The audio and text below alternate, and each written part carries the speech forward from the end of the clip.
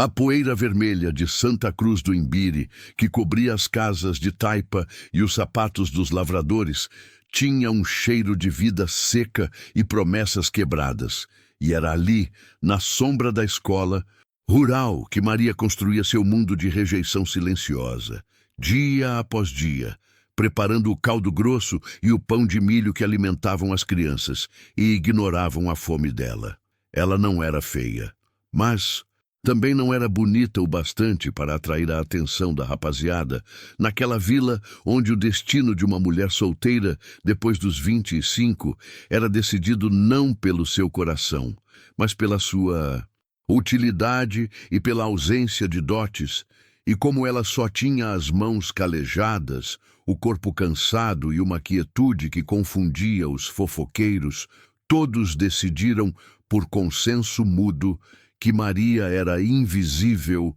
a merendeira, que ninguém queria, um adereço funcional da paisagem rural. Sua rotina era o som constante do pilão amassando o fubá, o chiado da gordura no tacho e a visão monótona das mesmas panelas de ferro, sempre cheias de comida para os outros e sempre vazias para a sua alma, porque o castigo maior de Maria não era o trabalho duro, mas a certeza de que ela podia alimentar a vila inteira, mas jamais preencheria o vazio de uma casa só para si. E as outras mulheres da comunidade, casadas e seguras em seus lares, faziam questão de reforçar essa realidade com olhares de pena misturada com superioridade, tratando-a como um erro estatístico que só servia para lavar as louças e ouvir os cochichos maldosos que escorriam pelas frestas da janela da cozinha. Era sempre a mesma coisa. A fila de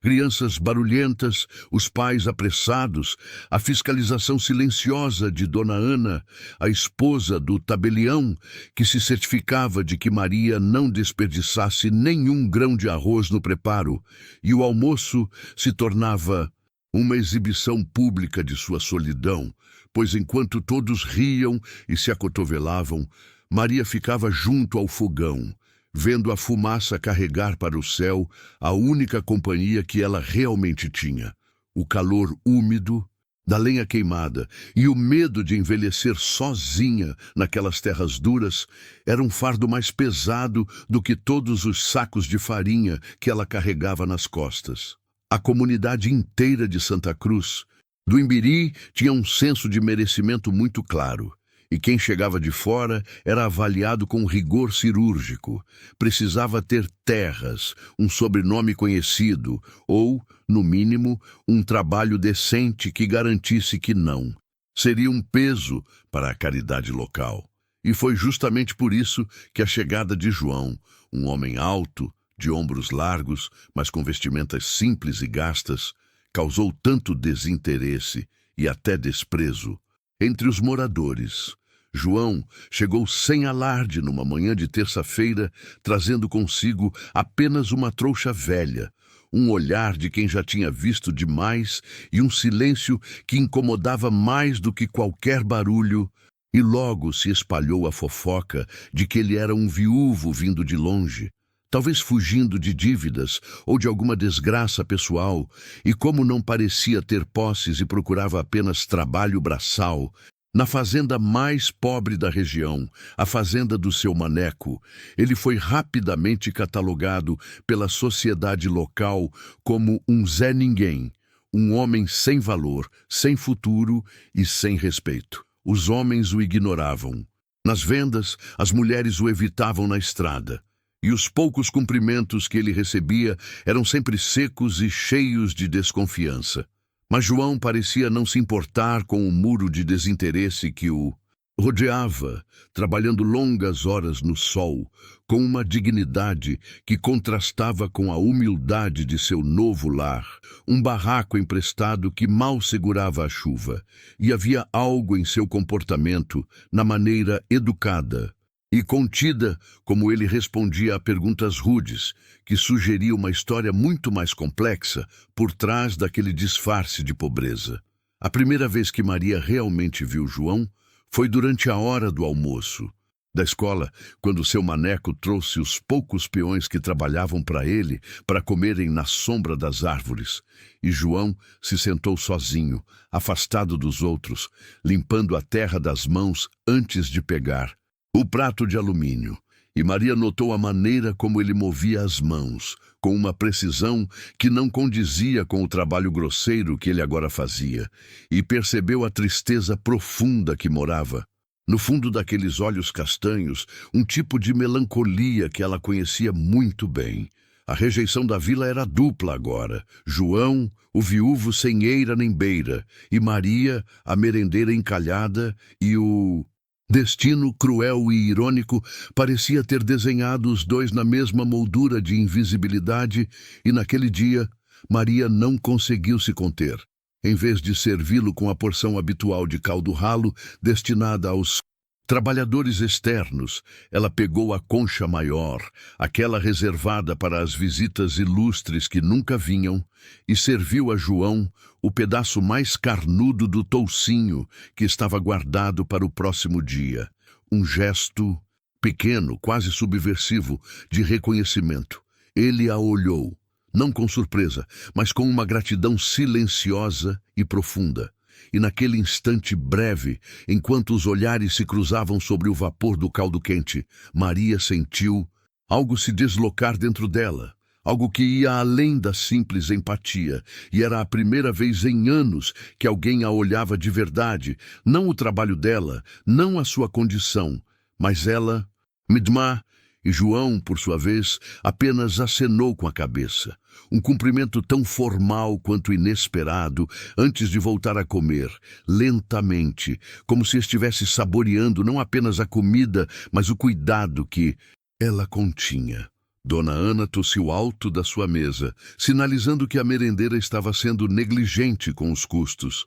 E Maria sentiu o rosto queimar de vergonha e, ao mesmo tempo, de uma alegria perigosa. E aquele pequeno gesto de quebrar as regras para oferecer conforto a outro rejeitado foi o estopim para uma conversa interna que ela não podia mais ignorar, sobre como era pesado viver em uma sociedade que só valorizava o que se tinha no bolso e não o que se carregava na alma. Se você também sente na pele o peso da solidão ou já foi julgado injustamente, deixe seu like e se inscreva no Corações do Passado, porque essa história está apenas começando e você precisa acompanhar a redenção desses dois, pois Maria, ingênua em sua bondade, não fazia ideia de que aquele homem simples, com as mãos sujas de terra, era o único que enxergava sua dignidade e que ele, por trás de sua fachada de miséria,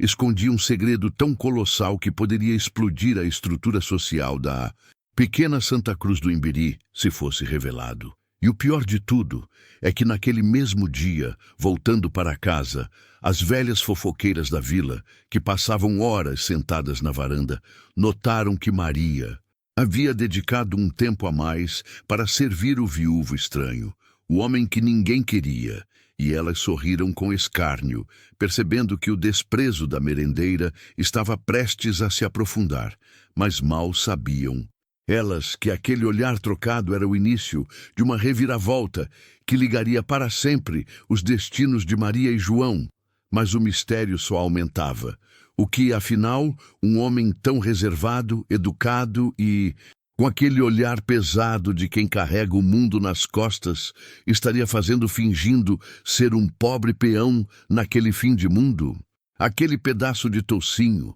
ofertado fora da regra e da vista, carregava o peso de uma declaração silenciosa, e Maria sentiu o calor da transgressão esquentar-lhe o peito, uma sensação que não experimentava desde a infância, quando roubava goiabas do pomar do vizinho. Mas agora a ousadia era contra a própria regra da sua vida, a regra de ser invisível e não desejar nada. E ela passou o resto da tarde, lavando panelas, com a mente longe, questionando se valia a pena enfrentar o escárnio de todos por um vislumbre de humanidade que o viúvo de mãos sujas lhe havia oferecido. O cheiro da fofoca na vila era mais azedo que o do vinagre, E as línguas afiadas das mulheres mais velhas, que tinham o ócio como ofício, começaram a tecer a narrativa do declínio moral da merendeira, e elas cochichavam sobre como Maria, desesperada por qualquer migalha de atenção,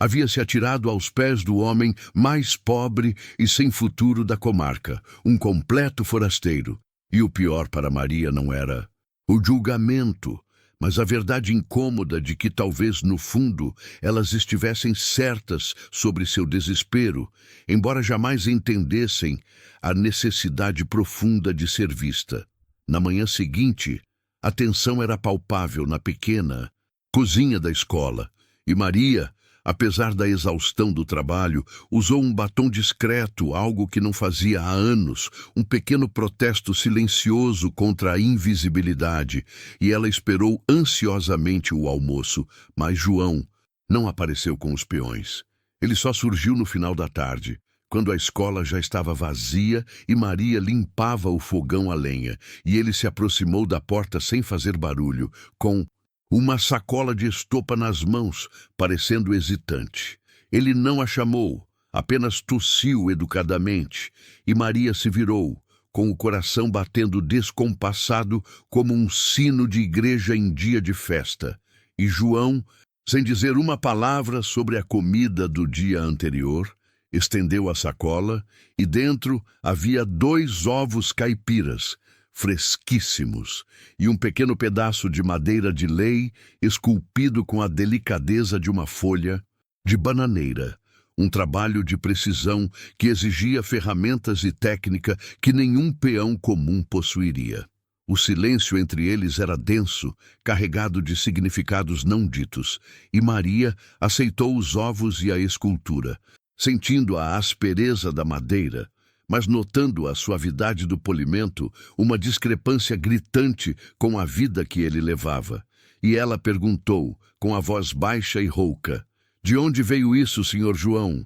E ele apenas sorriu levemente, um sorriso rápido que não alcançou os olhos, mas que era sincero, e respondeu que era apenas uma forma de gratidão, um pequeno presente e que ele tinha muito tempo, livre para pensar e trabalhar com as mãos. Maria guardou a escultura no bolso do avental, sentindo o formato da folha contra a coxa, e a pequena obra de arte era uma evidência irrefutável de que João era um homem de posses, ou ao menos de talento e educação perdidos, e a confusão cresceu nela, pois, se ele podia fazer algo tão bonito, por que estava ali, sob o sol, causticante, vivendo na miséria e aceitando o desprezo daquela gente rude que não sabia diferenciar ouro de cascalho? Aquele momento, porém, também serviu para que ela notasse algo mais crucial. Quando ele lhe entregou a sacola, a manga arregaçada revelou o pulso bronzeado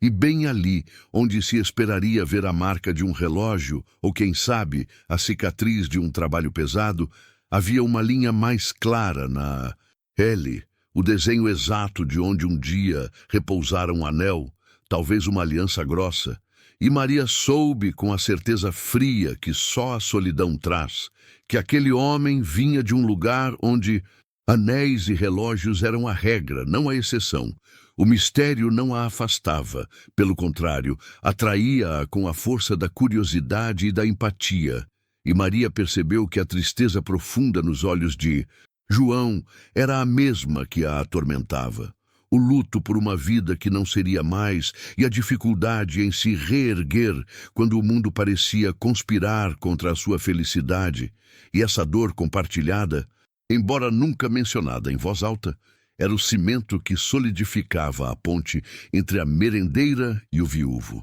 Se você também acredita que o amor verdadeiro nasce nos lugares mais improváveis e resiste à maldade do julgamento, mostre seu apoio a Maria e João, deixando seu like no vídeo, e não perca os próximos partes dessa história de redenção e segredos, inscrevendo-se agora no Corações do Passado, porque o que está prestes a acontecer vai virar Santa Cruz do Imbiri, de cabeça para baixo, e você precisa estar aqui para testemunhar. As mulheres da igreja, lideradas por Dona Ana, perceberam a troca de olhares e a demora de João em ir embora. e a fofoca escalou para o alerta moral. Maria estava manchando o nome da escola e, pior, desrespeitando o luto, e elas se aproximaram da merendeira com a Bíblia na mão e o veneno na boca, avisando-a sobre o perigo de se envolver com um homem sem passado conhecido, sugerindo que ele poderia ser um ladrão ou um criminoso fugido.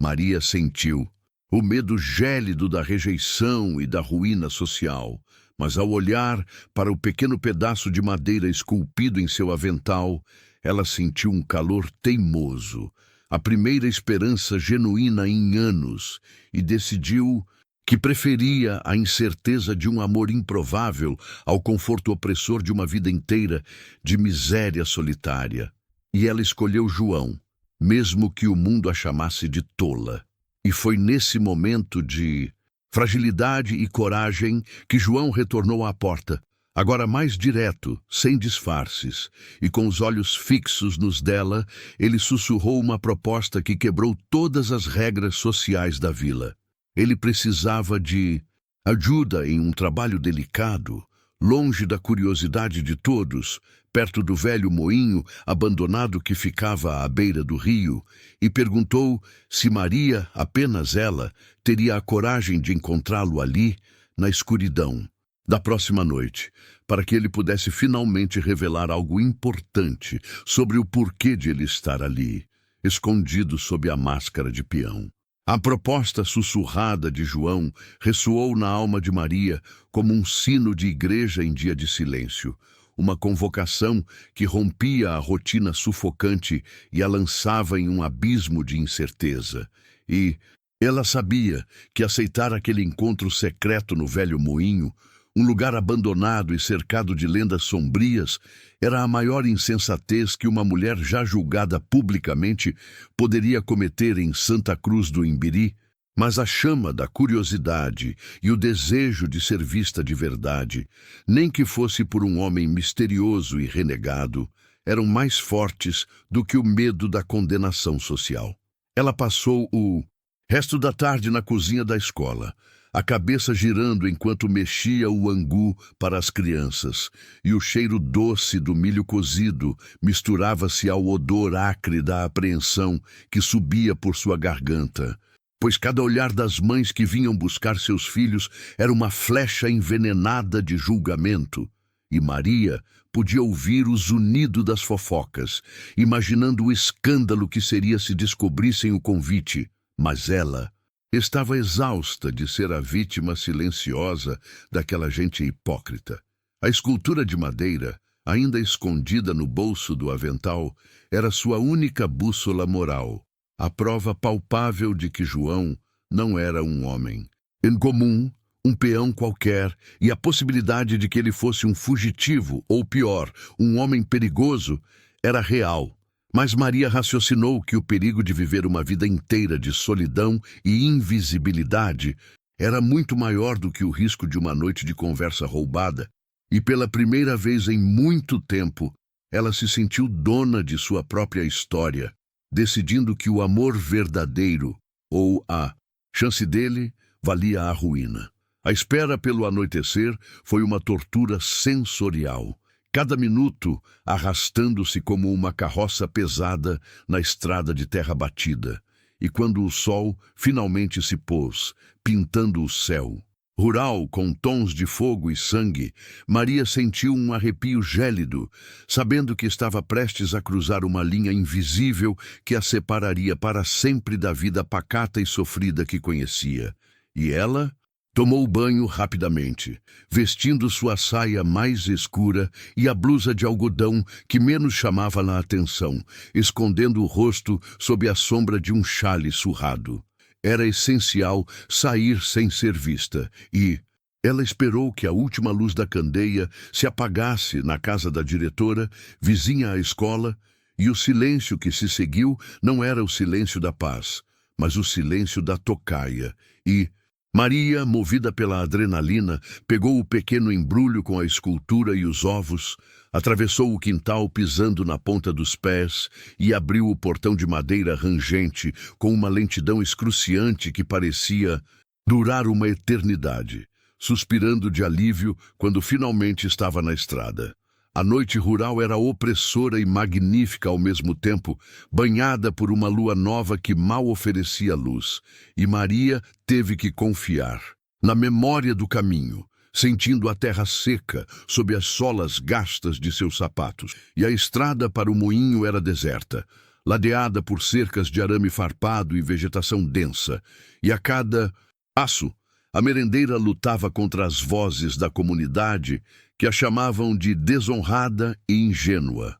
lembrando-se das palavras duras de Dona Ana. Se você está acompanhando o risco que Maria está correndo por um amor improvável, um amor que desafia a fofoca e o julgamento, não se esqueça de fortalecer nossa comunidade de histórias de redenção. Inscreva-se no Corações do Passado e deixe seu like, pois a jornada de Maria está apenas começando, e a revelação de João será algo que você nunca imaginou. O velho moinho ficava a uma boa meia hora de caminhada, longe da proteção das casas, próximo às margens do Rio Claro, e à medida que Maria se aproximava, o som do rio se intensificava, um murmúrio constante que parecia conversar com o vento que assobiava através das janelas quebradas da construção de pedra, e o local tinha um ar pesado, um cheiro de água estagnada e de abandono, mas ela seguiu em frente, impulsionada não pela paixão cega,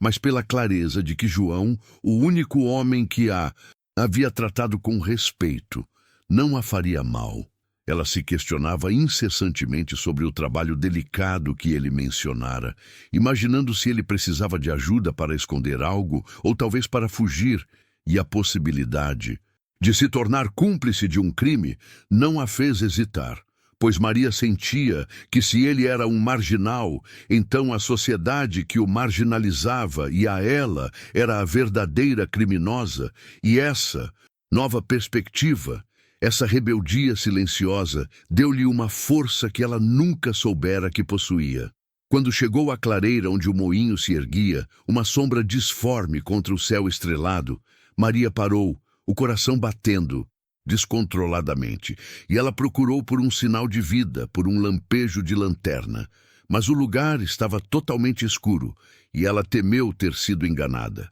ou pior, ter chegado cedo demais e se deparado com a solidão absoluta, e uma lágrima de desespero escorreu por sua face, temendo a humilhação do abandono. Foi então que ela ouviu um som, não um assobio, mas o toque suave de uma pedra, batendo contra o muro de tijolos do moinho, e o som vinha de dentro. E Maria percebeu que João estava ali, esperando-a, e o alívio a atingiu com tamanha força que ela quase caiu. Mas ela avançou até a entrada escura, chamando o nome dele em um sussurro rouco: João. A porta do moinho, velha e empenada, rangeu ao ser puxada, revelando uma escuridão mais densa, e o cheiro forte de mofo e poeira acumulada, e de um canto da sala de moagem surgiu a figura de João, mas ele não estava vestindo a camisa simples de peão, e sim uma roupa de tecido mais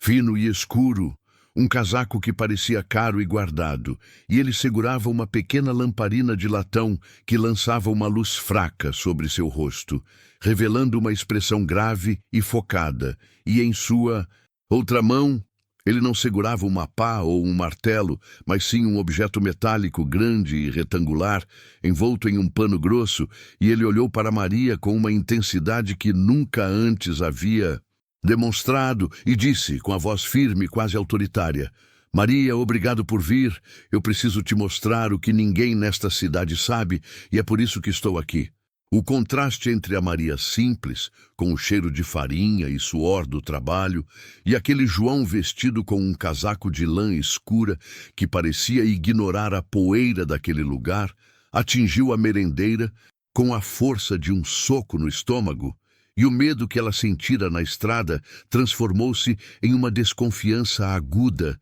uma pontada de traição, pois ele era tudo, menos o peão pobre e desolado que a comunidade tinha desenhado para ela, e a lamparina em sua mão não iluminava apenas o rosto dele, mas também revelava o tecido fino daquela vestimenta, e Maria sentiu-se ridícula por ter acreditado na simplicidade dele, mas ele a olhava com olhos tão sinceros que a confusão a impediu de recuar. João não esperou por uma resposta, e seu olhar autoritário, que Maria nunca havia visto antes, sugeria que não havia tempo para perguntas, e ele gesticulou para que ela entrasse mais fundo na sala de moagem, onde a escuridão era quase total e o silêncio amplificava o farfalhar dos seus próprios corações. E ele disse que precisava que ela visse e entendesse, de uma vez por todas, o verdadeiro motivo de sua presença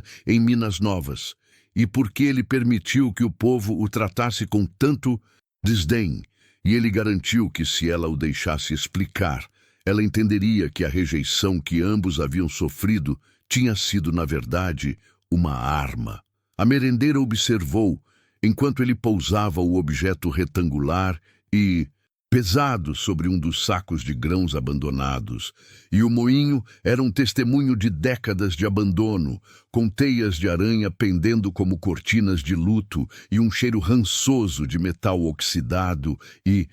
terra úmida. E ali, no meio daquela ruína, João começou a desenrolar o pano que cobria o objeto, e a tensão era tanta que Maria sentiu a garganta secar, e ela pensava que ele revelaria uma arma, ou talvez algum mapa de tesouro antigo que justificasse a ganância e a mentira. O que se revelou, porém, não foi um mapa nem uma arma, mas uma caixa, uma arca de madeira, maciça, revestida em couro e reforçada com ferragens de latão polido que brilhavam palidamente sob a luz da lamparina. E não era uma caixa simples, mas algo que parecia ter saído de uma fazenda grande, talvez de um casarão de família, e o peso daquele objeto era visível, e João, mantendo a voz baixa e grave, explicou que o disfarce era necessário porque aquilo que ele carregava não podia ser visto pela comunidade, e que a pobreza dele era a única barreira que o protegia dos homens que o perseguiam. Maria finalmente encontrou a voz, e a decepção misturou-se com o carinho, e ela perguntou, com a voz embargada porque ele precisava de tanto segredo, se ele não era um ladrão, se ele era um homem de bens, e se os bens eram dele, por que ele tinha permitido as humilhações na venda de Dona Ana, porque ele não tinha se defendido das fofocas, e a merendeira o lembrou que ela tinha sofrido também por se aproximar dele, e ele estendeu a mão para tocar seu rosto, mas hesitou, respeitando a distância que a confusão havia imposto. Se você está sentindo a dor de Maria e a complexidade dessa revelação que está apenas começando, e se você entende que o amor verdadeiro é construído sobre a verdade, por mais dolorosa que ela seja,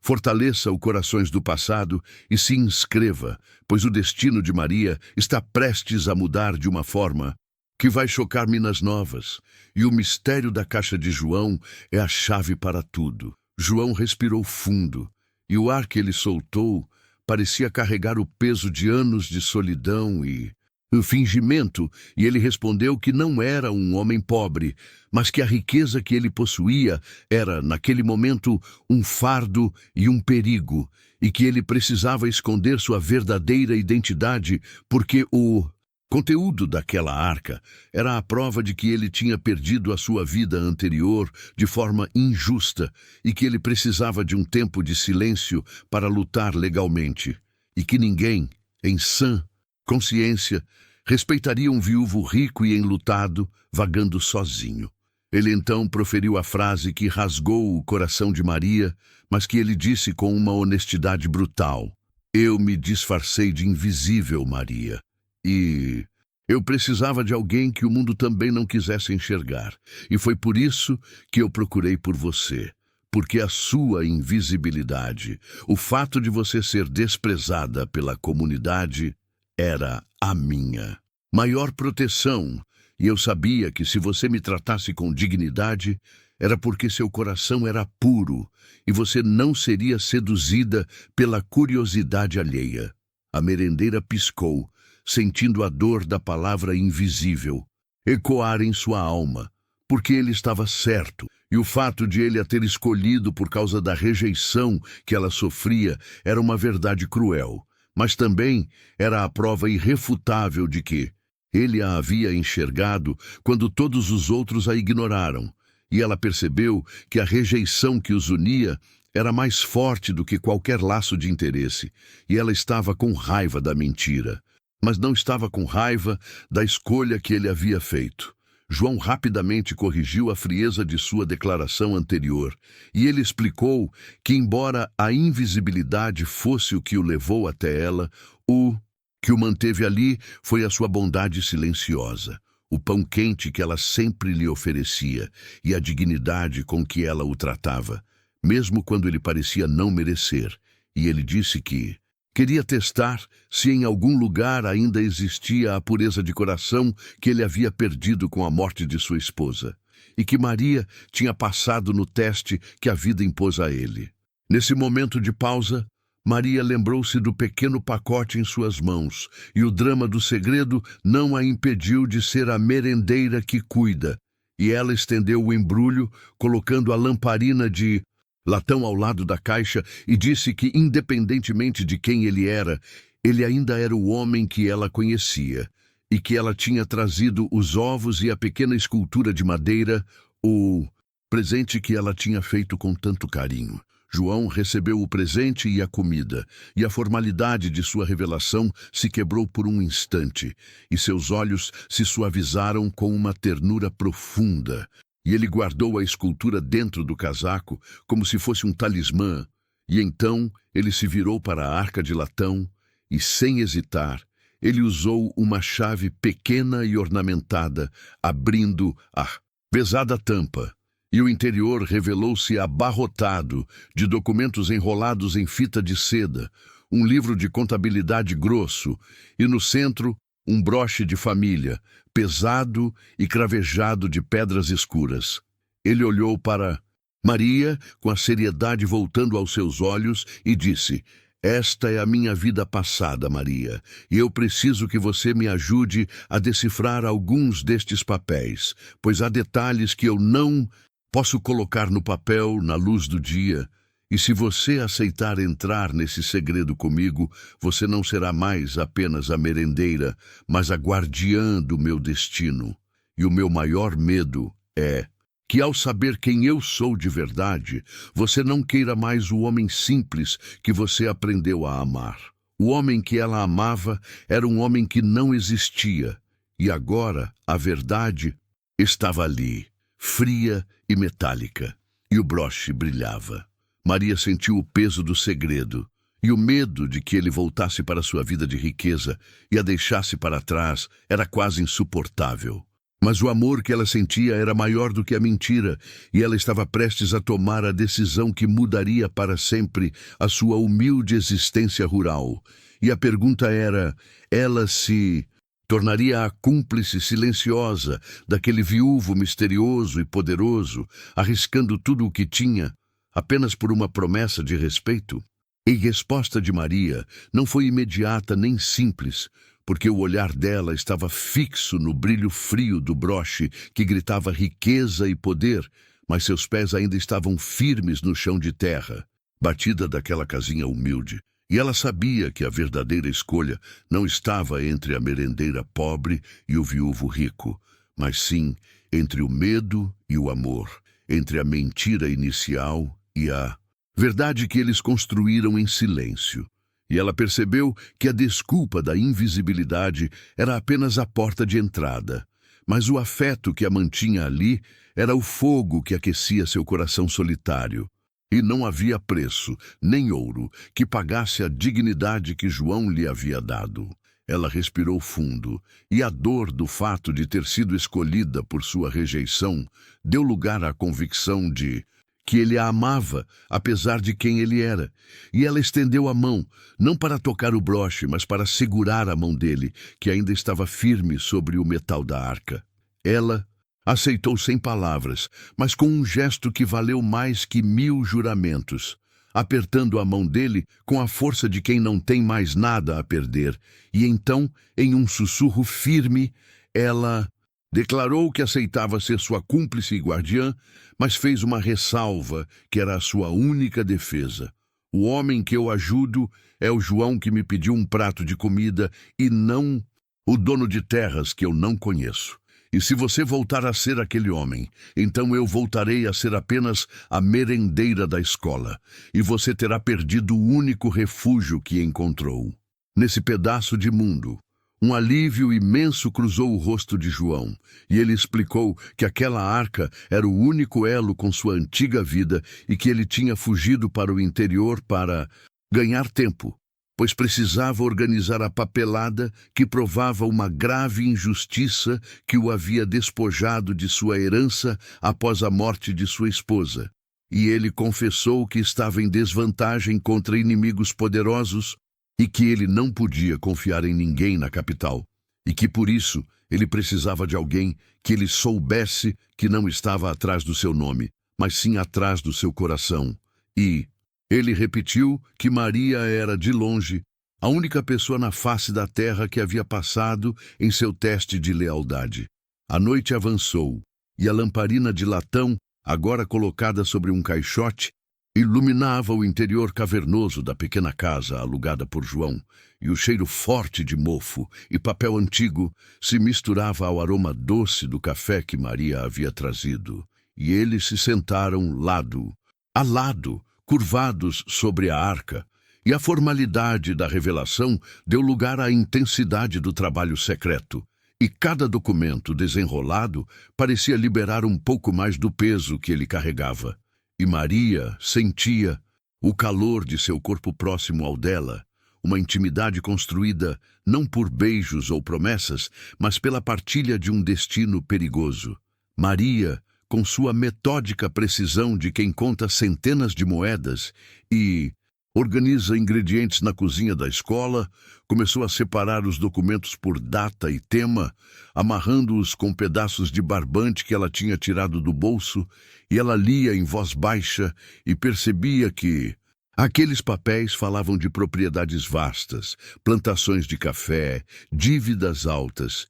e, o mais alarmante, nomes de advogados influentes e cartas que insinuavam ameaças veladas. E o mundo dela, que girava em torno do pão e do feijão, de repente se abria para uma rede complexa e perigosa de intrigas da alta sociedade. Um dos documentos chamou especialmente a atenção de Maria, uma escritura de terra que descrevia uma propriedade que se estendia por léguas, com rios e florestas que ela jamais imaginaria existir, e ela piscou, tentando conciliar a imagem daquele homem vestindo roupas surradas, que mal parecia ter dinheiro para comprar um bom pedaço de carne, com a realidade de que ele era um latifundiário foragido, e ela sentiu um arrepio na espinha, compreendendo que se a comunidade soubesse apenas 1/10 da verdade, eles seriam engolidos pela curiosidade e pelo perigo que cercavam a figura de João.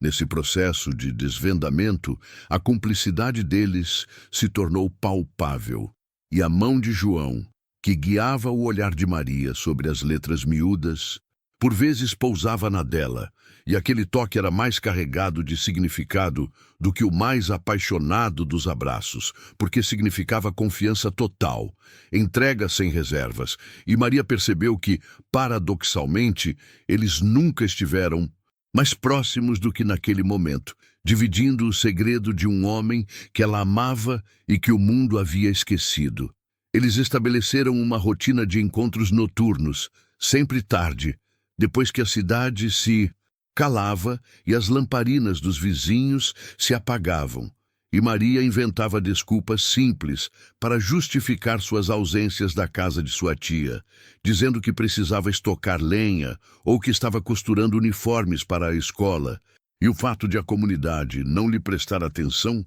se tornou a maior bênção para o segredo deles, mas o medo de que alguém os visse aumentava a cada noite. João, que já era reservado, tornou-se obsessivamente cauteloso, cobrindo a janela com um saco de estopa antes mesmo que Maria batesse na porta, e ele a orientava a pisar sempre nas áreas mais duras da estrada de terra para não deixar rastros, e ele falava apenas em sussurros, mesmo sobre os documentos mais inofensivos. E Maria sentia o pânico dele, um pânico frio e calculado que a lembrava constantemente de que a vida que ele havia escolhido para si era um fardo, e ela estava agora carregando metade dele. A comunidade, que não entendia o crescente sumiço de João e Maria juntos nas horas mortas, apenas murmurava que a merendeira era tola por se envolver com um desocupado sem futuro,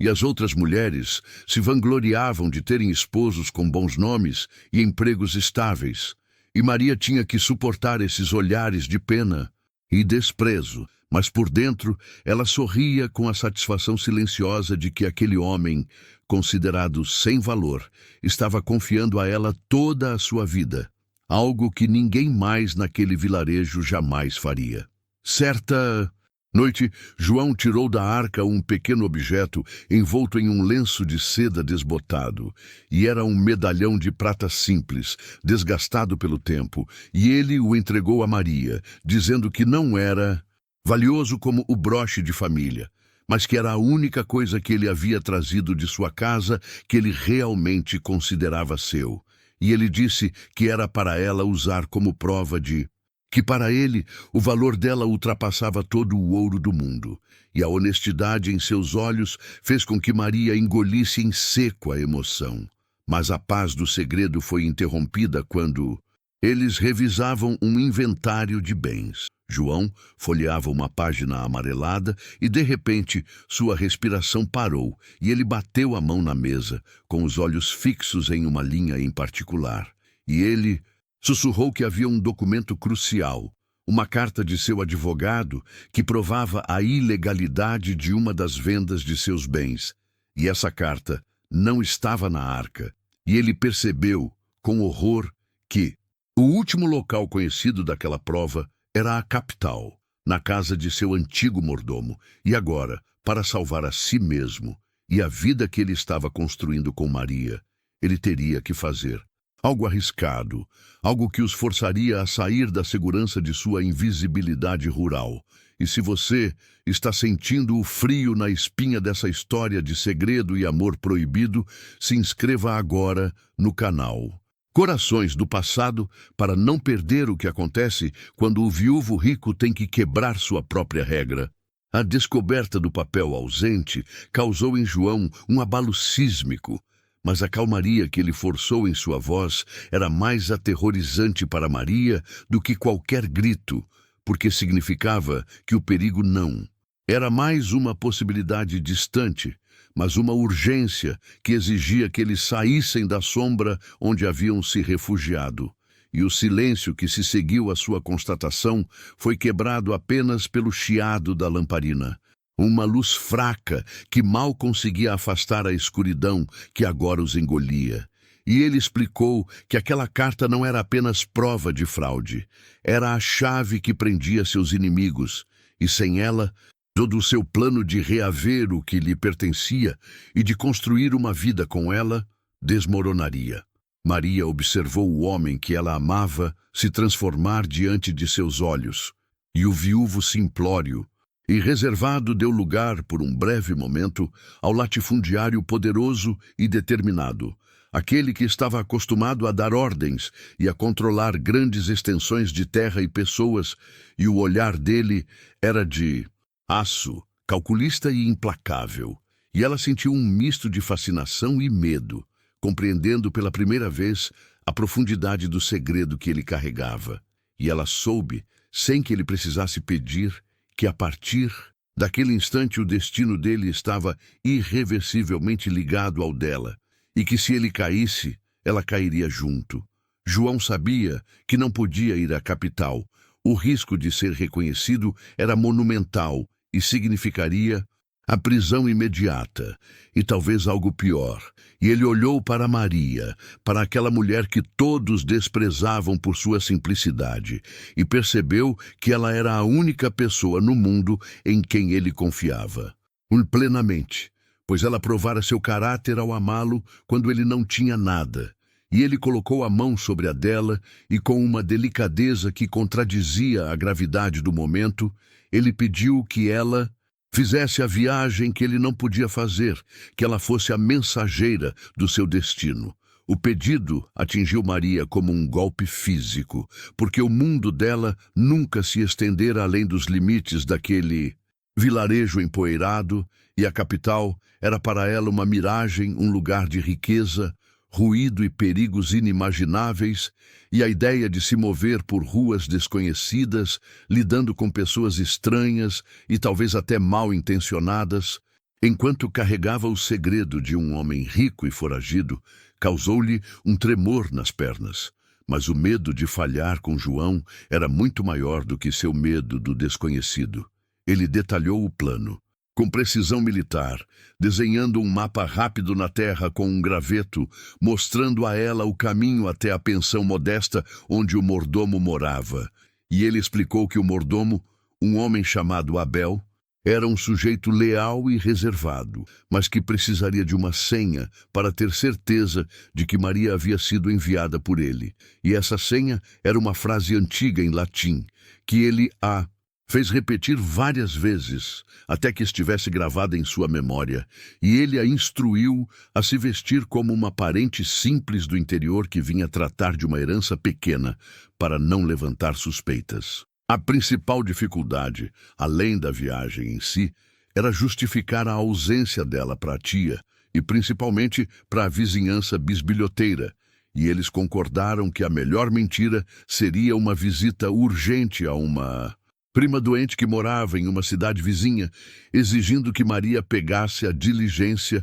para o trecho inicial da jornada. E João daria a ela o dinheiro necessário, dinheiro que ele havia enterrado em um pote de barro para que ela pudesse comprar uma passagem de ida e volta, garantindo assim a mínima plausibilidade para o seu retorno. Os preparativos de Maria, apesar de feitos em segredo, não passaram despercebidos pelos olhos invejosos das mulheres da comunidade, que imediatamente começaram a espalhar que a merendeira estava se metendo em encrenca, viajando sozinha, sem um homem para protegê-la, e elas zombavam que ela estava desesperada para se casar com o viúvo, e por isso estava fugindo para a cidade. Mas Maria ignorou os cochichos, sentindo a força silenciosa de sua missão, sabendo que enquanto elas se preocupavam com a aparência, ela estava arriscando sua vida por um amor que elas jamais poderiam compreender.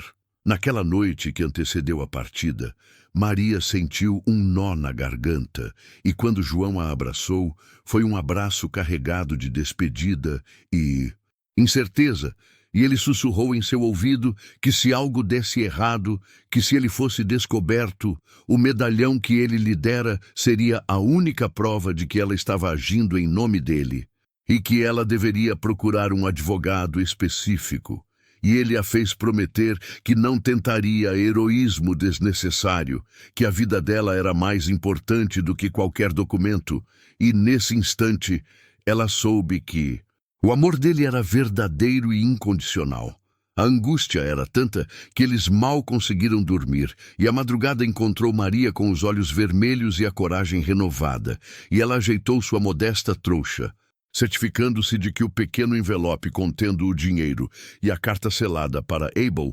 estivessem seguros no forro de sua anágua. E João deu-lhe instruções finais sobre como evitar os olhares curiosos no ponto de partida da diligência, lembrando-a de sempre manter a cabeça baixa e de não falar com estranhos, reforçando a ideia de que a cidade grande era um mar de predadores. João, enquanto a acompanhava silenciosamente até os limites da estrada, revelou os últimos detalhes de seu passado, não para aliviar seu fardo, mas para armá-la com conhecimento, contando sobre as traições que o forçaram a fugir e sobre os homens poderosos que o queriam morto ou preso, e Maria, ouvindo a dimensão da conspiração, sentiu um arrepio gélido e compreendeu que o que ela estava fazendo não era apenas uma simples entrega de carta, mas um ato de guerra contra a elite da capital, E se você está sentindo o peso dessa missão perigosa,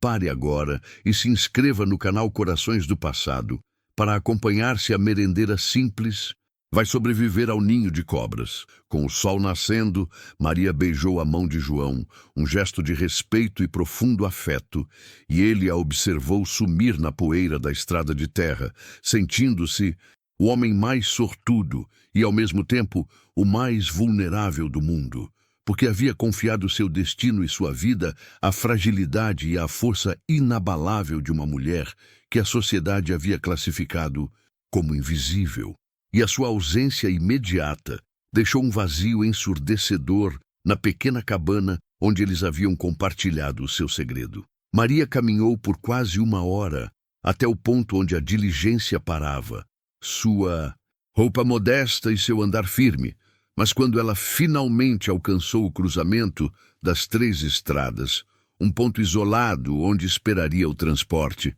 ela se virou para olhar uma última vez para a direção do vilarejo e, escondida atrás de um grande jequitibá, ela viu uma sombra se mover, e não era João, mas sim um homem desconhecido vestindo um chapéu de aba larga, parado ali, observando-a partir com uma intensidade que lhe gelou o sangue, e ela percebeu que a segurança deles já havia sido comprometida, e que a missão dela poderia ter sido comprometida antes mesmo de começar. O coração de Maria começou a bater contra as costelas como um pássaro enjaulado no momento em que a sombra se moveu entre as folhagens do jequitibá, e a visão daquele homem desconhecido que não parecia ser dali confirmou o pior medo. Eles já estavam sendo vigiados, e a promessa de sigilo absoluto havia sido quebrada, talvez antes mesmo de João ter articulado a ideia de fugir.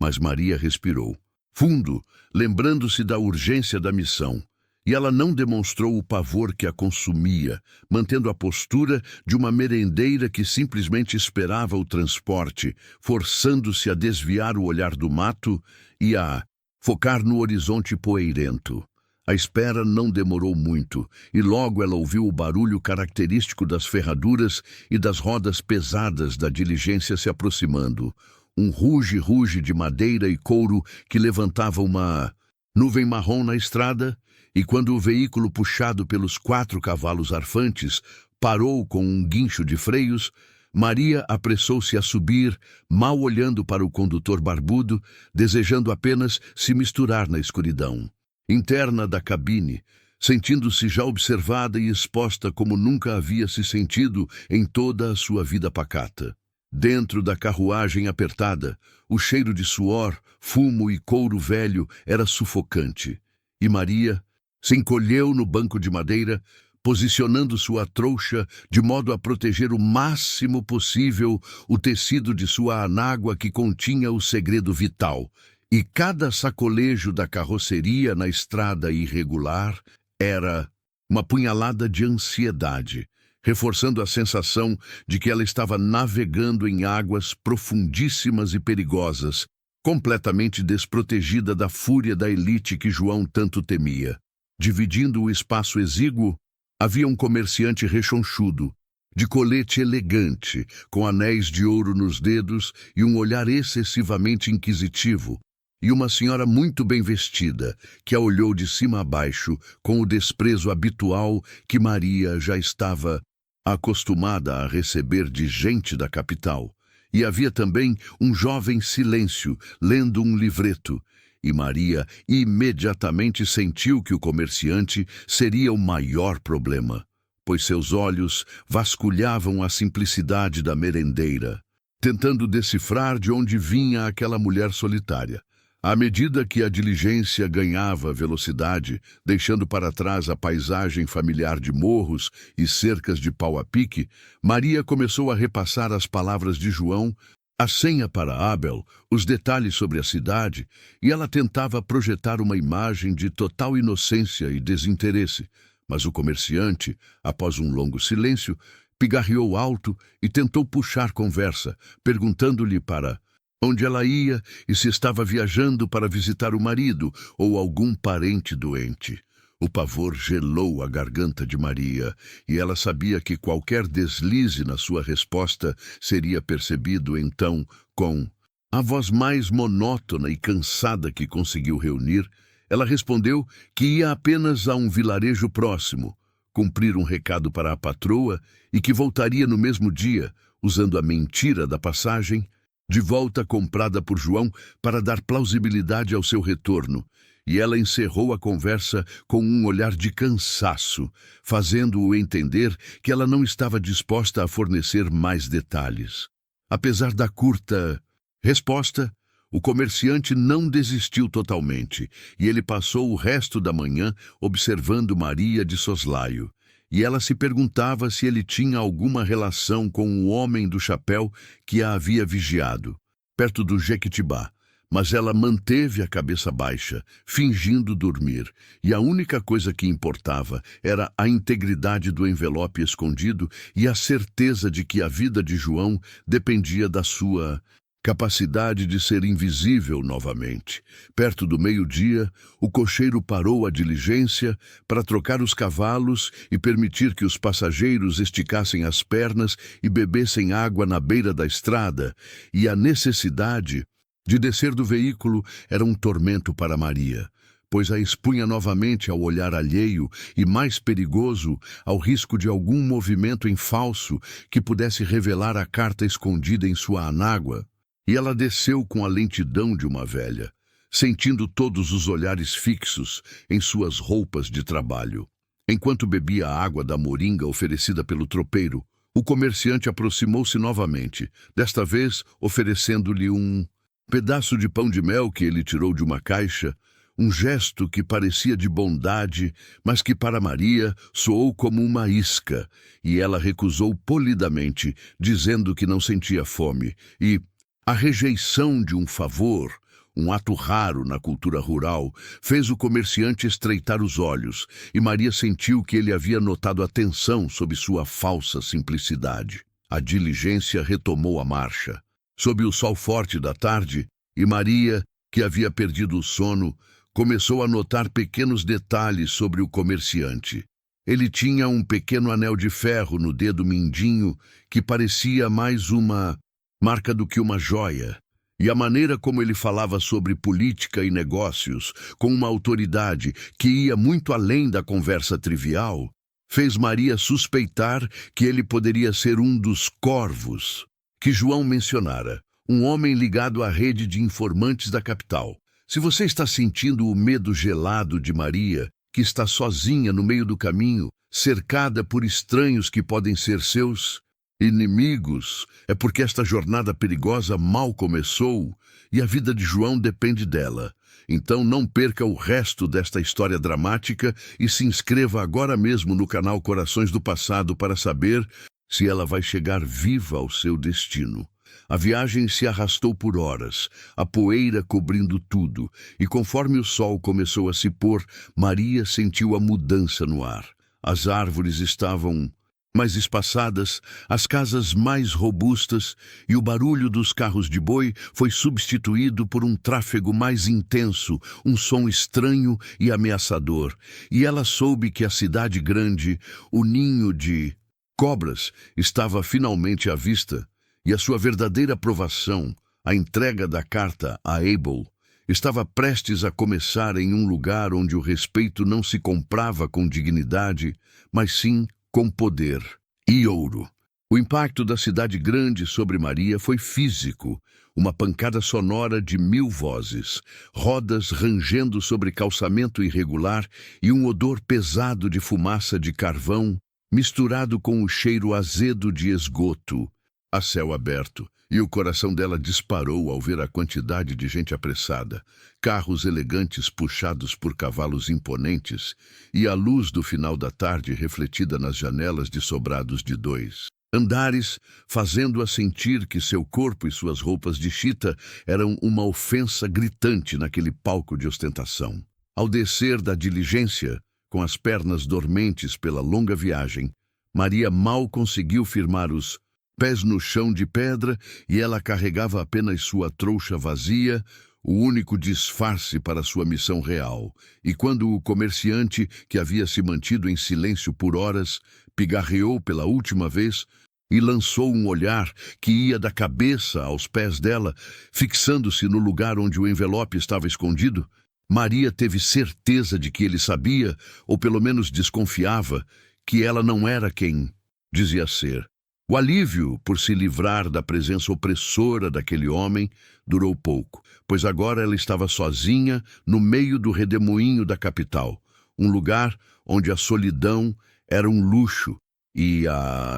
invisibilidade um perigo, e ela tentou se misturar à multidão na praça principal, movendo-se com cautela, evitando o olhar direto dos homens de casaca e das mulheres com chapéus emplumados que passavam, tratando-a com a indiferença fria reservada aos pobres e aos invisíveis. Maria buscou refúgio sob o toldo de uma venda de secos e molhados para ter um momento de privacidade e reorientação. E com a mão trêmula, ela tateou a parte interna da anágua, sentindo o papel duro da carta que era o salva-vidas de João. E ela repassou mentalmente a única instrução que lhe fora dada: localizar o relógio da Praça Velha. Um ponto de referência que serviria como seu farol naquele oceano de concreto e mentiras. Respirando fundo, Maria iniciou sua caminhada, e cada passo era um esforço, pois o chão de pedra machucava seus pés, acostumados à terra batida, e a cada quarteirão que avançava, o ambiente se tornava mais ruidoso e, ao mesmo tempo, mais estranho. E Maria notava que os rostos das pessoas não demonstravam a camaradagem da roça, mas sim uma pressa cruel e desinteressada, um sinal de que ali ninguém ajudava ninguém sem um preço. A humilhação social que ela havia sentido no seu vilarejo parecia amplificada na cidade, onde as diferenças de classe eram medidas pelo tecido e pelo brilho do sapato. E Maria sentiu o peso dos olhares de reprovação das senhoras, que a viam como uma invasora suja, e os cocheiros se recusavam a lhe dar informações precisas, indicando direções erradas, com o propósito apenas de se livrarem rapidamente da presença incômoda da merendeira. Mas a imagem de João, seu viúvo transformado em herói, acendeu uma chama de determinação dentro dela, e ela se lembrou de que sua missão não era sobre si mesma, mas sobre o amor e a justiça, e o amor que nascera sob a rejeição de todos lhe deu a coragem de que precisava para erguer a cabeça e seguir em frente, ignorando o desprezo e tratando a dor da rejeição como o combustível para a próxima etapa. Depois de andar por quase uma hora sentindo o corpo moído pela tensão, Maria avistou a torre imponente que dominava o horizonte da Praça Velha, o gigante de pedra que João havia descrito, e a sua visão trouxe um misto de alívio e pavor, pois a meta estava próxima, mas o perigo agora seria concentrado, e ela sabia que a porta que procurava estaria vigiada, esperando por ela. O vilarejo de Maria parecia agora um sonho. Distante, uma vida simples e brutalmente honesta. Mas aquela cidade era brutalmente dissimulada, onde a crueldade se escondia sob a seda e o verniz. E a merendeira percebeu que a sua simplicidade, que era a causa da sua rejeição no campo, era a única coisa que a mantinha sã e focada naquele ninho de cobras. Se você está acompanhando o esforço sobre-humano de Maria, que trocou a segurança da sua vidinha humilde pela missão mais perigosa que um ser humano pode enfrentar por amor, você precisa se conectar totalmente a esta história e se inscrever agora mesmo no Corações do Passado, porque o que ela está prestes a descobrir na Praça Velha pode custar a vida dela e a de João. A praça estava movimentada, mas Maria conseguiu encontrar um canto discreto atrás de uma banca de flores para observar, e ela viu o relógio no topo da torre marcando o início da noite, o momento exato em que, segundo as instruções de João, Abel estaria mais vulnerável e acessível, e ela começou a buscar a porta de ferro forjado que ele havia descrito, a entrada lateral de um edifício antigo que era o esconderijo secreto. Quando os olhos de Maria finalmente encontraram a porta, ela sentiu um arrepio gelado, que não vinha do vento da noite, pois algo estava muito errado. A porta estava entreaberta de forma incomum, e pior, a luz amarelada que vazava da fresta iluminava a silhueta de dois homens parados. Na entrada, vestindo trajes escuros e chapéus idênticos, a postura tensa e silenciosa, que sugeria que eles não eram vizinhos, mas sim vigias esperando por alguém. A visão dos vigias na porta de ferro gelou o sangue de Maria, confirmando seus piores medos, pois João não havia apenas mandado uma carta,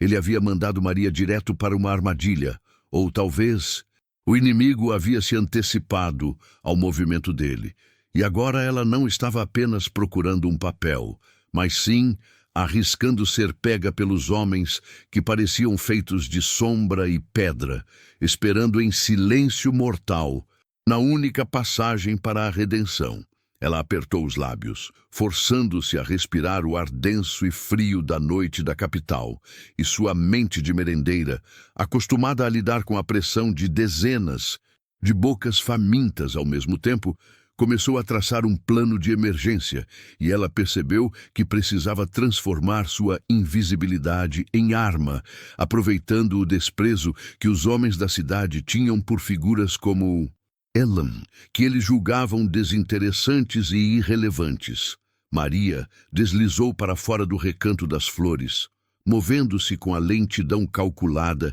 que só o medo profundo e a necessidade extrema podem gerar. E ela imaginou ser apenas um pedaço de lixo varrido pelo vento, uma sombra inofensiva na calçada suja, e ela usou o tecido grosseiro de seu vestido escuro como camuflagem contra o muro antigo do edifício, aproveitando a escassa iluminação a gás que projetava longas distâncias entre os pontos de luz. O plano era audacioso e terrivelmente simples. Maria esperaria que algum barulho forte, como a passagem de uma carroça ou o grito bêbado de algum notívago, prendesse a atenção dos vigias por um instante, e nesse meio tempo ela precisava se mover com a velocidade de um raio e a leveza de uma pluma, escorregando pela fresta da porta antes que pudessem sequer registrar sua presença no campo de visão. A sorte, ou talvez o destino,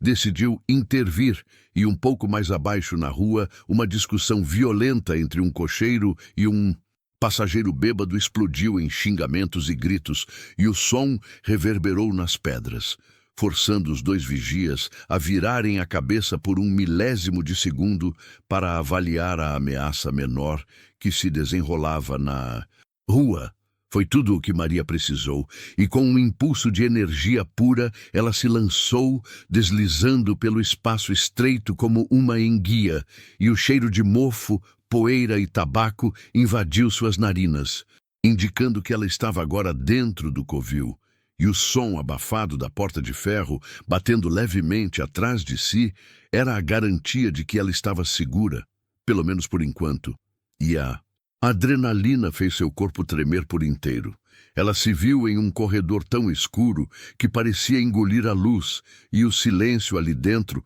era opressor, diferente do ruído da rua. E Maria percebeu que aquele prédio era vasto, e ela precisava de alguma orientação para não se perder. E tateando a parede com a ponta dos dedos, ela encontrou um interruptor e acendeu uma pequena lamparina de óleo, que estava pendurada, revelando um vestíbulo de serviço. A luz fraca da lamparina iluminou o que parecia ser um posto de guarda abandonado às pressas. E no chão, Maria viu uma cadeira virada e, sobre uma pequena mesa de madeira, um copo de bebida ainda pela metade, e o que a fez prender a respiração, um pequeno objeto brilhante, um botão de casaco de latão com um desenho familiar que ela havia visto nos trajes de João. Aquele sinal era inegável. João havia estado ali recentemente, e o cenário sugeria que ele havia sido pego ou forçado a sair dali de forma abrupta, e a Urgência da missão dobrou, pois agora Maria não estava apenas recuperando um documento, ela estava caçando o rastro de seu amor em um lugar onde cada esquina poderia esconder um perigo mortal. Você consegue sentir o desespero e a coragem de Maria, a merendeira que foi de invisível a heroína, invadindo um ninho de abutres por causa de um amor que a comunidade inteira zombava. Se sim, você precisa seguir cada batida deste coração do passado. Se inscreva no canal e deixe seu apoio para que essa história de amor e segredo chegue até o final. Ela avançou pelo corredor principal, um corredor longo e solene, com tapeçarias pesadas que absorviam qualquer som. E Maria lembrou-se da instrução de João. O salva-vidas estaria perto do epicentro da ambição de Abel. Geralmente, um escritório principal onde os segredos mais sujos eram guardados. Ao se aproximar do fim do corredor, Maria ouviu sons abafados vindos de um andar superior, um arrastar de móveis e vozes grossas, indicando que a ação estava acontecendo acima de sua cabeça, mas seu foco estava no térreo, e ela empurrou lentamente uma porta pesada, encontrando um escritório vazio, e sobre a escrivaninha de mogno, debaixo de um peso de papel de bronze, estava a ponta de um envelope grosso e amarelado, o documento. Mas naquele exato momento, um grito agudo, mas inconfundível, cortou o silêncio do andar de cima, e Maria reconheceu a dor e a fúria na voz de João. O grito de João não foi apenas um som de dor, foi um trovão que partiu o silêncio daquela noite, e o coração de Maria, que já estava acelerado pela adrenalina, agora parecia ter parado, completamente congelado no meio do escritório antigo, e a mão dela pairava sobre o envelope de papel amarelado que estava ali, sob o peso de bronze, o documento que ela viera buscar. Mas agora, o valor daquele papel se esvaiu diante da urgência daquele som que subia do andar de cima e lhe arrancava o chão. Ela sabia, a escolha era mortal e instantânea. Pegar o documento e fugir, completando a missão de João, ou subir as escadas e enfrentar o que quer que fosse que estivesse ferindo o homem que ela amava. E sem hesitar, movida por uma força que a merendeira invisível nunca soube que possuía o amor, ela agarrou o envelope, guardou-o junto ao peito e se lançou na escuridão da escadaria. Os degraus rangiam sob seu peso, apesar da sua leveza, e o medo virou um fogo frio em seu estômago enquanto ela subia. E a lamparina de óleo que ela carregava projetava sombras dançantes e alongadas, que pareciam virar monstros nas paredes, e Maria se forçava a ignorar a dor nas pernas e o cheiro pesado de charuto e ameaça que se intensificava a cada passo. E ela se lembrava dos poucos meses de dignidade que João tinha lhe dado, e a ideia de perdê-lo, agora, depois de ter finalmente aprendido o que era ser vista, era inaceitável, e isso a impulsionava para o perigo. O segundo andar era um contraste gritante com o vestíbulo de serviço onde ela havia entrado, pois ali o piso era de madeira polida, as paredes cobertas por veludo e os lustres de cristal pendiam no teto, revelando a riqueza ostentatória de Abel. E Maria se escondeu atrás de uma coluna decorada, conseguindo visualizar a origem dos sons. Era a última porta, no final de um longo corredor, uma porta maciça e escura, e através dela, Maria podia ouvir o murmúrio de várias vozes masculinas, e ocasionalmente o tom áspero e inconfundível do próprio Abel, cheio de escárnio e triunfo. Maria se arrastou silenciosamente até a porta, aproximando o ouvido da madeira grossa, e o coração lhe batia nas têmporas, tão forte que ela temia que o som pudesse denunciá-la, e ela ouviu um soco surdo, seguido por um gemido reprimido, e a voz de Abel, carregada de fúria e ressentimento, ecoou pelo corredor. Eu lhe disse, João, eu sabia que você voltaria a rondar o que é meu. Você nunca se contentou com pouco, não é? Nem mesmo depois de tudo o que aconteceu com sua esposa. A menção. a esposa falecida de João, e a acusação de que ele estava rondando algo fez a mente de Maria girar, e o ar ficou rarefeito, pois ali havia uma familiaridade e um ressentimento que iam muito além da simples briga por terras ou de uma desavença comum. E a voz de João, embora baixa, era firme. Você pode ter tomado tudo que me pertence por direito, Abel, mas o que eu vim buscar aqui não é riqueza, é justiça. E você sabe que essa farsa tem que acabar. As palavras de João eram um mistério terrível, e a referência a ter tomado tudo que me pertence por direito ecoou na cabeça de Maria. E o viúvo que a comunidade desprezava, o homem simples que consertava cercas, falava com a autoridade de um homem que havia perdido um império, e a ideia de que João era muito mais do que ele parecia, uma suspeita sutil que Maria havia reprimido com medo de estragar a felicidade encontrada,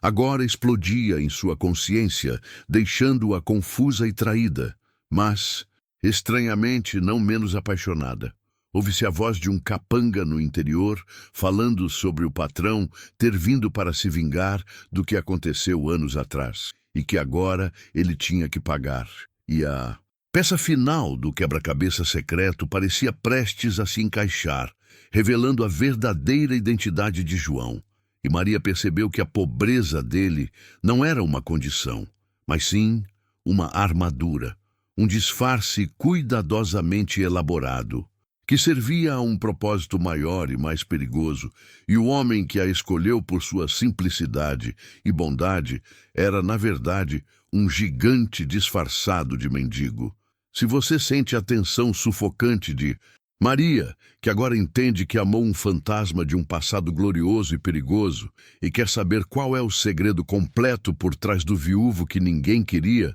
se inscreva no canal Corações do Passado, o único lugar onde os segredos e o amor verdadeiro sempre colidem. A revelação parcial não a fez parar. Pelo contrário, acendeu nela uma chama de proteção, pois não importava quem João fosse. Ele era dela e estava em perigo. E Maria procurou ao redor e viu um vaso de porcelana pesada e antiga sobre um pedestal próximo à porta. E ela soube o que tinha que fazer para criar uma abertura, um instante de caos para mudar o rumo daquela noite. Reunindo todas as suas forças, Maria empurrou o vaso com um único movimento rápido e silencioso, e o objeto caiu no chão, de madeira com um estrondo ensurdecedor. E o barulho fez com que as vozes dentro da sala cessassem abruptamente, e Maria aproveitou a distração, forçando a maçaneta da porta com o peso do seu corpo.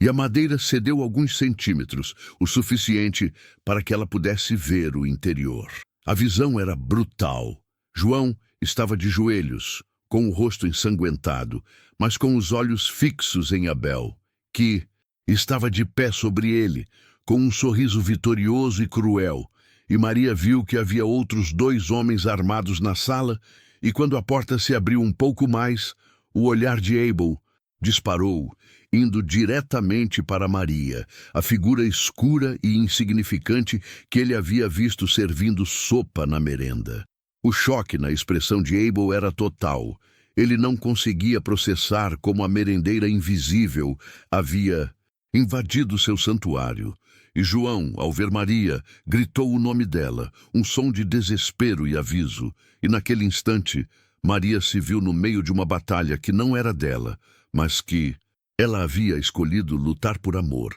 E ela apertou o documento contra o peito, sabendo que tinha que falar, tinha que expor o segredo para salvar João. Abel se moveu primeiro, um animal feroz cuja represa havia sido interrompida. E ele avançou na direção da porta, ignorando os capangas, com a intenção de agarrar Maria. Mas João se levantou com uma força surpreendente, mesmo ferido, e se colocou entre Maria e Abel, e com a voz agora trovejante, que ressoava com a verdadeira autoridade que a pobreza havia escondido por tanto tempo, ele disse: "Afaste-se dela, Abel, ou você vai se arrepender de ter nascido. Eu sou João de Vasconcelos e esta é a minha esposa." A autoridade na voz de João de Vasconcelos rasgou o ar pesado daquela sala de jantar. E o nome poderoso, conhecido por gerações como sinônimo de riqueza e domínio naquela região, fez Abel recuar um passo instintivo, o choque congelando o sorriso cruel que estava em seus lábios, e os capangas, dois homens rudes e acostumados à violência, baixaram os olhos, pois sabiam que estavam na presença não apenas de um adversário, mas de um homem cuja linhagem eles jamais ousariam cruzar em circunstâncias normais, e a máscara do pobre viúvo, o homem rejeitado que consertava cercas, desabou completamente. Abel, no entanto, rapidamente se recuperou, transformando o choque em uma fúria destrutiva. E ele zombou da reivindicação do casamento, observando Maria de cima a baixo, com um desprezo que voltava à sua essência. E ele cuspiu no chão, desafiando. Sua esposa? A merendeira suja que mal consegue servir um prato de sopa? Você acha que a comunidade vai aceitar essa farsa, João? Eles o viram trabalhando como um peão, e ela é a piada da vila. Ninguém vai acreditar em uma palavra que vocês disserem. A rejeição de Abel, que espelhava o desprezo de toda a comunidade que julgava Maria indigna de qualquer afeto ou respeito, atingiu a merendeira como um golpe, mas ela não se dobrou. E o amor que a havia transformado de invisível em guerreira lhe deu a força para encarar o ódio nos olhos do homem que destruiu a vida de João. E ela apertou o pequeno documento em suas mãos, sentindo a rugosidade do papel antigo, o peso da verdade que estava prestes a explodir e pulverizar a farsa de Abel. Se você sente a coragem de Maria, que encontrou sua voz e seu poder no momento mais perigoso e quer acompanhar a justiça que está prestes a ser feita, se inscreva no Corações do Passado e ative as notificações para não perder o desfecho deste amor que nasceu no meio da miséria e do segredo. Maria deu um passo à frente, ignorando o sangue escorrendo do rosto de João, e ignorando o rosnado de Abel, e ergueu o papel tremendo, mas com a voz surpreendentemente clara. A merendeira que todos achavam ignorante revelou o cerne da conspiração. Este papel, Abel, não é uma nota de amor, é a prova de que você falsificou a venda das terras, alterando a data do atestado de óbito de seu pai para se apossar do que não era seu, e usou sua influência para calar a boca de quem sabia, e a comunidade o respeitava porque pensava que ele era o herdeiro legítimo. As palavras de Maria eram um golpe seco e cirúrgico, atingindo Abel onde doía mais, sua reputação de homem de bem e sua fortuna, e o rosto do fazendeiro empalideceu,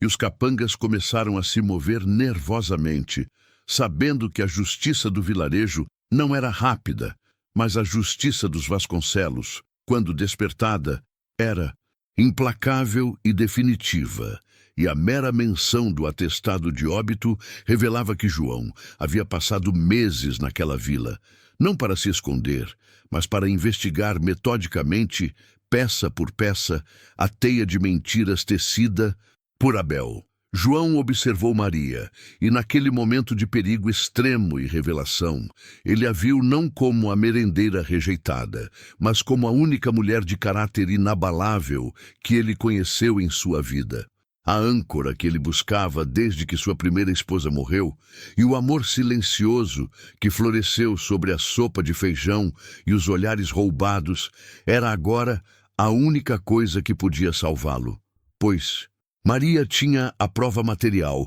que sua riqueza e poder sozinhas não puderam obter. Abel rugiu, tentando negar, dizendo que o papel não valia nada, que era apenas um pedaço de lixo na mão de uma mulher sem eira nem beira, e a raiva dele era tanta que ele começou a cambalear. E naquele instante de distração, João se jogou sobre ele, usando toda a sua força restante para imobilizá-lo. E o choque da luta corporal abalou a sala, e a revelação que mudava o destino de todos ali. A confusão era o que Maria precisava, e ela recuou para a porta, guardando o documento no decote do vestido, protegendo a prova com o próprio corpo, e ela percebeu que a desconfiança e o desprezo que a comunidade nutria por João eram, na verdade, sua maior proteção, pois ninguém jamais pensaria que o verdadeiro herdeiro de Vasconcelos estaria ali, disfarçado de pobre coitado.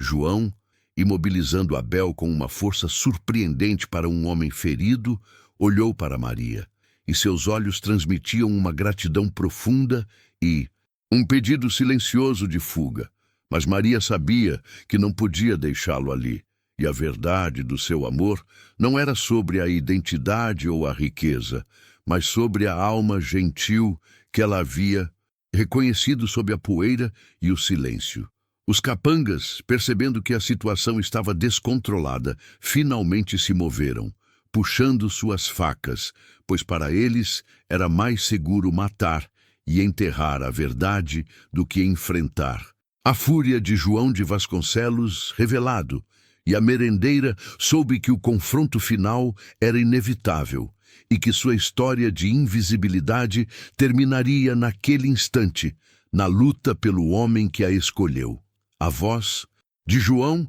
ainda que rouca pelo esforço, ecoou pela última vez antes que os capangas chegassem perto demais. Maria, você foi a única que viu quem eu realmente era. E é por isso que você é a minha esposa, e é por isso que você é a minha redenção. E agora fuja, chame ajuda, mostre o documento, e não deixe que este bandido vença. E aquele apelo final era a prova cabal de que seu amor era a única coisa verdadeira em toda aquela farsa. Aquelas palavras finais de João, ditas no meio da morte iminente e do sacrifício, não eram apenas uma declaração de amor, mas uma investidura, um chamado ao dever que transformava a merendeira invisível em guardiã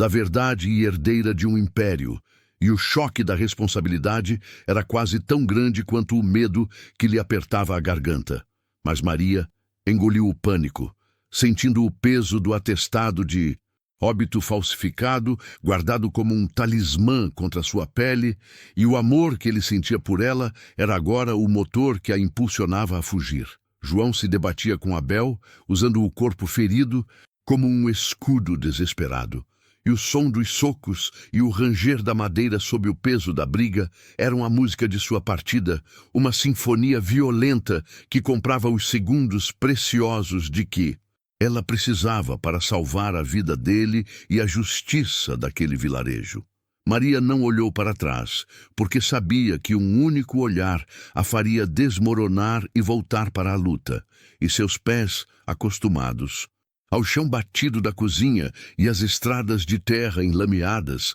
ganharam uma velocidade que ela nunca soubera possuir. E ela correu com a urgência de quem carrega um tesouro inestimável, o documento de papel, amassado, sendo mais valioso que qualquer barra de ouro, pois ele representava o futuro que João havia prometido e a redenção que ele lhe oferecia. O pó do celeiro ainda grudado em seu vestido e o suor frio em sua testa não diminuíam a força de sua determinação. E ela pensava apenas em alcançar a casa do delegado ou do morador mais influente, aquele que possuísse um telefone ou, no mínimo, um cavalo descansado para buscar ajuda nas cidades vizinhas, e a ironia de seu destino a atingiu. A mulher que só servia para alimentar a prole alheia era agora a única capaz de alimentar a justiça. Quando Maria irrompeu pela porta do armazém, cambaleando sob o sol forte do meio-dia, o pequeno burburinho de vizinhos que já se juntava, atraído pelos gritos distantes da briga, transformou-se em um silêncio chocado. E eles viram a merendeira simples, ofegante e pálida, correndo como se estivesse fugindo de demônios, e a comunidade ainda não conseguia conectar aquela figura desprezada ao epicentro da maior revelação que a cidade já presenciara. O choque era palpável, pois o povo só entendia a violência se ela fosse previsível, e ver a merendeira Maria envolvida em algo tão dramático, fugindo de onde o respeitável Abel estava, era incongruente, e os cochichos eram de desaprovação e confusão. E Maria ouviu vozes femininas que antes a humilhavam, agora a julgando. Veja só, sem vergonha, correndo por causa daquele vagabundo. E esse desprezo renovado apenas reforçou sua causa, provando que ninguém, exceto João, jamais a tinha visto de verdade. Ela sentiu a terra tremer com os passos apressados de dois dos capangas de Abel que, percebendo o comando silencioso do patrão, interromperam o ataque a João e vieram atrás dela, sabendo que a prova era mais perigosa que o próprio herdeiro ferido, e o som dos homens grandes correndo atrás dela era um tambor ensurdecedor, que a empurrava para frente, e ela sabia que se eles a alcançassem, o documento seria rasgado e João morreria. Se você está sentindo a adrenalina de Maria e o desespero de João e quer saber como essa merendeira vai se safar e revelar a verdade que vai abalar este vilarejo até os alicerces, se inscreva agora no canal Corações do Passado e ative o sino, porque esta história de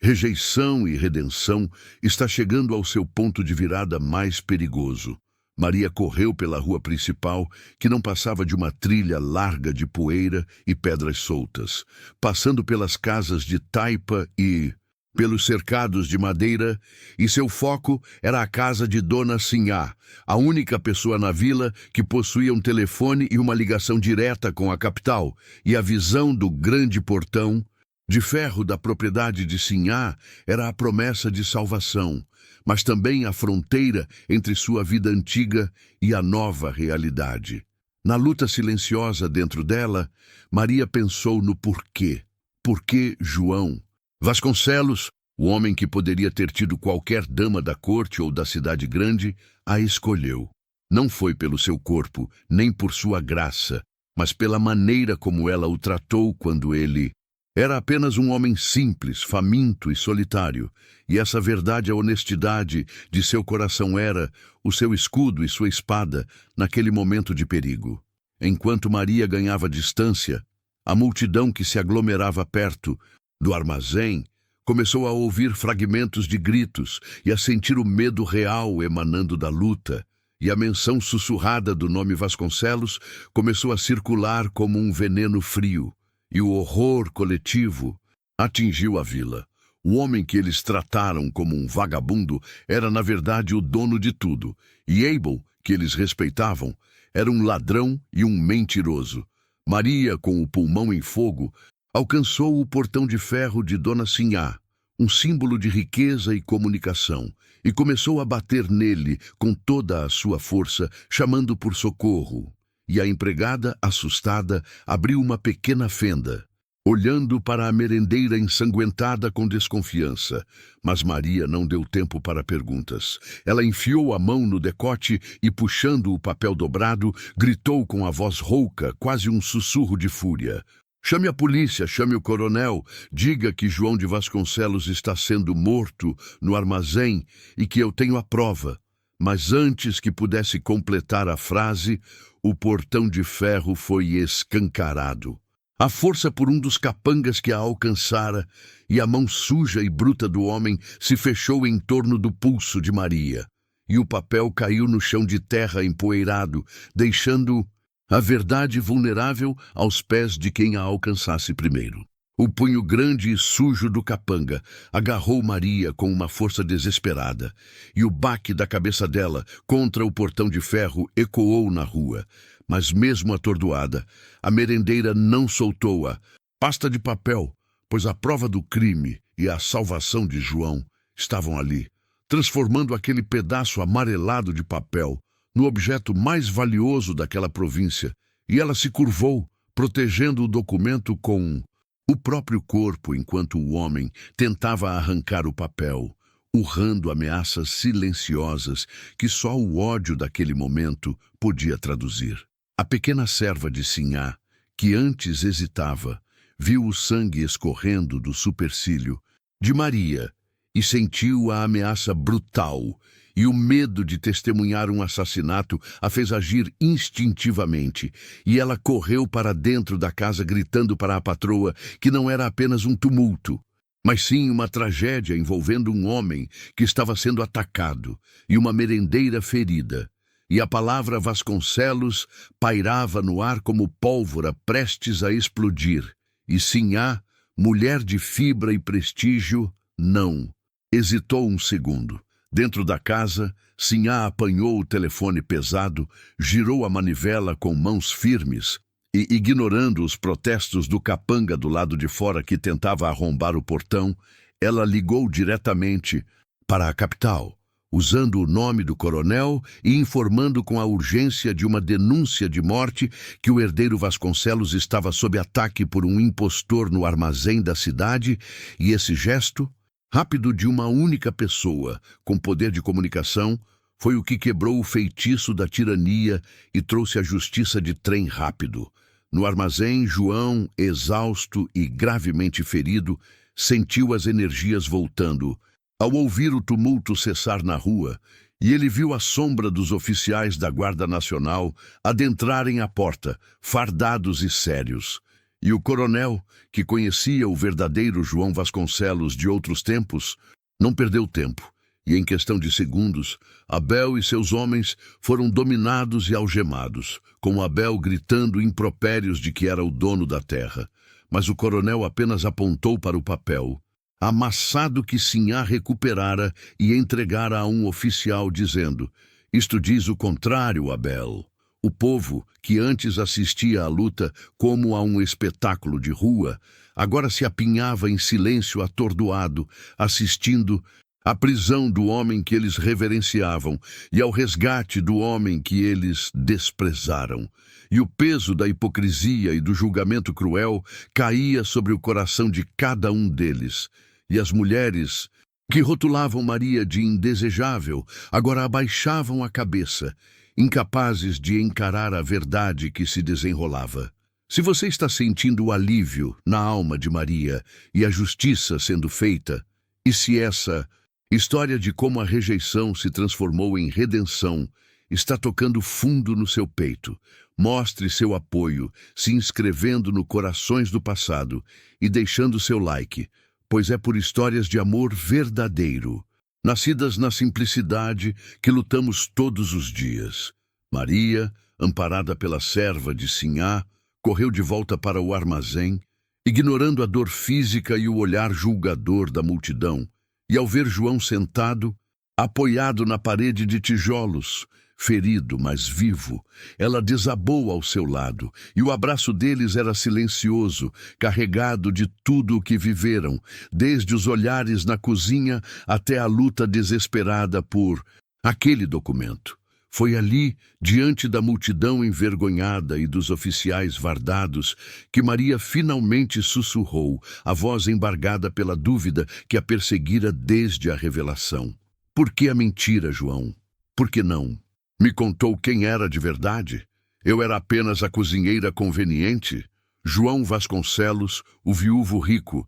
mas de coração simples, levantou a mão trêmula e tocou o rosto sujo de Maria. E a sinceridade em seu olhar era mais valiosa que todos os seus bens. E ele respondeu em um tom que só ela podia ouvir: "Eu vim para este vilarejo buscando exatamente o que encontrei. O homem mais desprezado e a merendeira mais invisível. Depois da traição de minha falecida esposa, eu precisava de um amor que não fosse comprado pelo meu sobrenome. Eu precisava de alguém que me tratasse com dignidade quando eu não tinha nada. E somente você, Maria, a merendeira que ninguém quis, me ofereceu um prato de comida e um olhar de respeito, e foi nesse desprezo que encontrei meu tesouro." O silêncio na praça era total, enquanto João se levantava lentamente, ignorando a dor, e ele fez a única coisa que podia selar o destino de ambos diante de Deus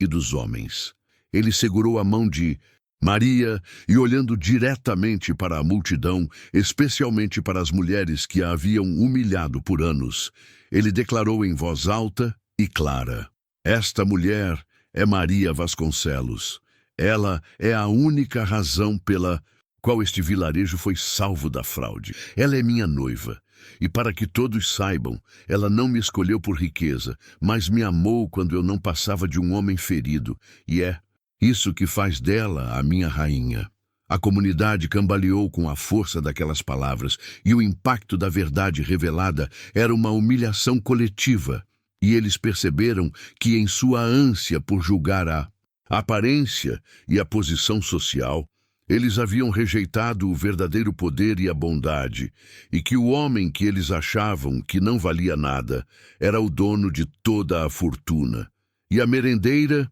que ninguém quis, era na verdade a escolhida, a única digna. Maria sentiu o destino que lhe foi negado ser devolvido em um instante, e ela não era mais a merendeira invisível, mas a parceira de um homem que a valorizou pela sua essência, e a frase "ninguém quis a merendeira", até que um viúvo a escolheu e mudou seu destino para sempre, ecoava ali, provando que sua dignidade sempre foi maior que a mesquinhez alheia. Dias depois, João e Maria partiram daquele vilarejo. Ela não saiu com vingança, mas com a cabeça erguida, deixando para trás a poeira da rejeição. E a comunidade nunca, mas foi a mesma, aprendendo da maneira mais dura que a verdadeira riqueza não está no sobrenome ou no dinheiro, mas na bondade que a merendeira simples ofereceu ao homem pobre. E foi por causa